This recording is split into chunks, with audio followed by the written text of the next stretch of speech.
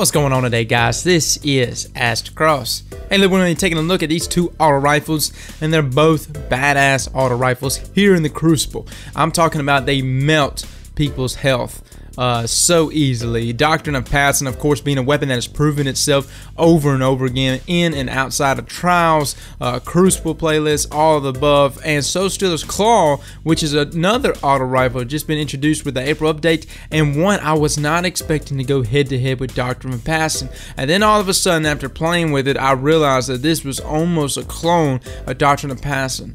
But the thing about it is, what makes each one of these weapons such a good weapon is, of course, the perks that come loaded out with it. And so to me, that's one of the things that really sets these two apart is, well, which perks you got on which gun. Also with Soulstealer's Claw, you do get that cosmetic look, and I must say it looks quite nasty, man. I've got the red chroma on it. I've seen the blue. Actually, let's change it over real quick. I've seen the blue before. Is that the white? Let's see.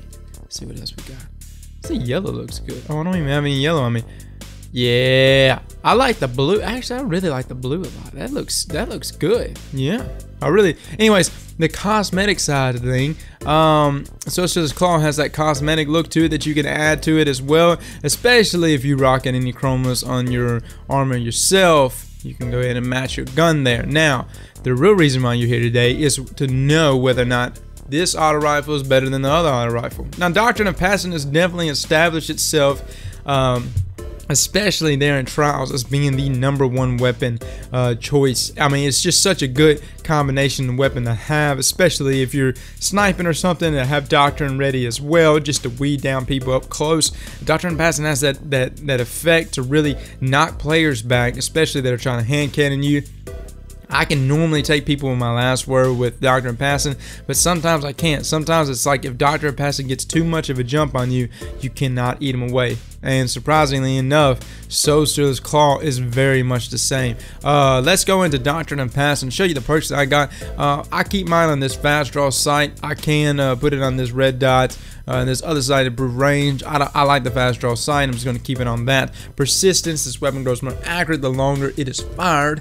And then braced frames, that just gives me more maxed out stability. Now, if I wanted to increase my range but lower my stability some more, I would of course put it on a small board. But a lot of situations I'm normally in mid-range situations. Now, there is that little bit of range fall off there that you do drop in damage just slightly, but it's not that big of a deal. I mean, I'd rather have this maxed out stability, but I swap up in between these two. I go back and forth in between these two depending on the map size. And then Rodeo reduces severity of this weapon's recoil. Now, Rodeo is actually not a bad perk. I hear some things about it that Rodeo doesn't show a big enough doing. You know, Planet Destiny actually did a whole entire perk review of all the different perks you have, and they said that they don't necessarily like Rodeo either. Would I have want something like Counterbalance right there? Well, of course, absolutely. Then I probably would have just kept mine on a small board, and then my weapon would have been the ultimate weapon. But Rodeo, I mean, I don't mind this loadout, this set right here. I'm fine with that.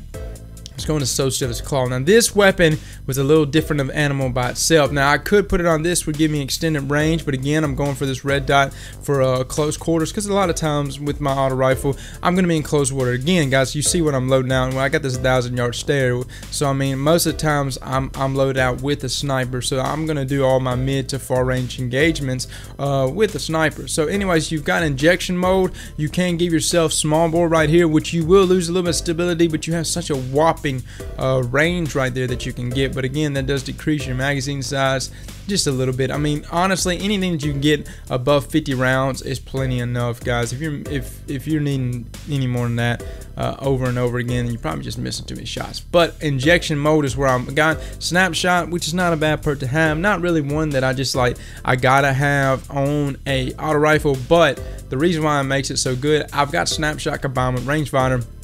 Aiming the weapon increases effective range.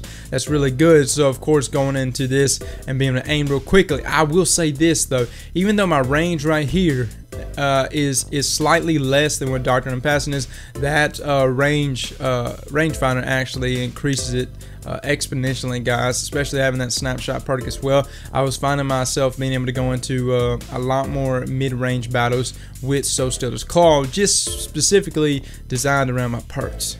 But despite all the perks and everything that you see here, the real question is, at the end of the day, which one of these weapons is actually the better auto rifle?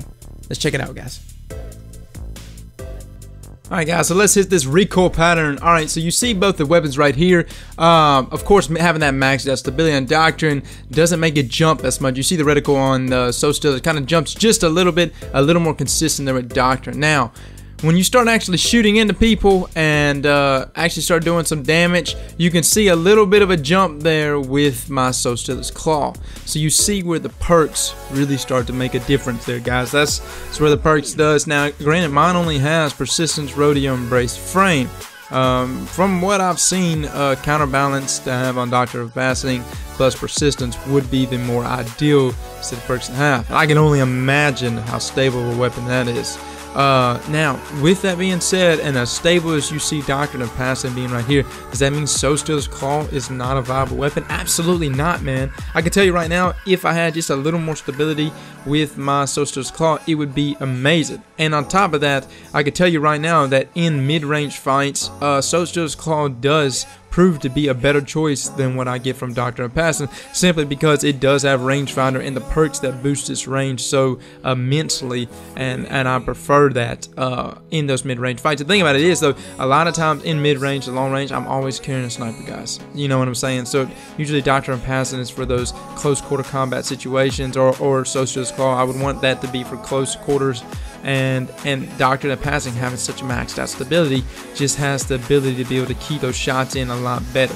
Now, again, like I said, you saw the recoil pattern there. It's not that big of a difference. You saw where some of the bullets jump just a little bit, and as little damage as it does, you know what I mean? If it was like a hand cannon or something like that, where missing a shot would be so critical, or a scout rifle missing a shot would be so critical, but with it being an auto rifle, having such a sizable clip that it has, it really doesn't make that big of a difference. So at the end of the day, I like to say that I still use my Doctrine of Passing over my Soulstealer's Claw, but at the end of the day, both of these guys, it's a tie. I mean, it's just a flat-out tie between both of them. And if you just get a good set of perks on either one of these, it will be a great weapon. I wouldn't say just grab Doctrine of Passing just because it is the Doctrine of Passing, and just to rock that out. Consider the perks, look at them both, and see which one works out best for you. And that's the way you need to handle it, guys, as far as choosing between one or the other. Well, guys, thanks for coming and watching. If you're new to my channel, like and subscribe. Put out a lot of weapon reviews, comparisons, and a bunch of other stuff. We talk about Destiny all the time. So feel free to like and subscribe, guys. I'd love to have more people added to this channel. This channel means a lot to me. You guys mean a lot to me. Thanks, guys, for coming and watching. I'll catch all of you later.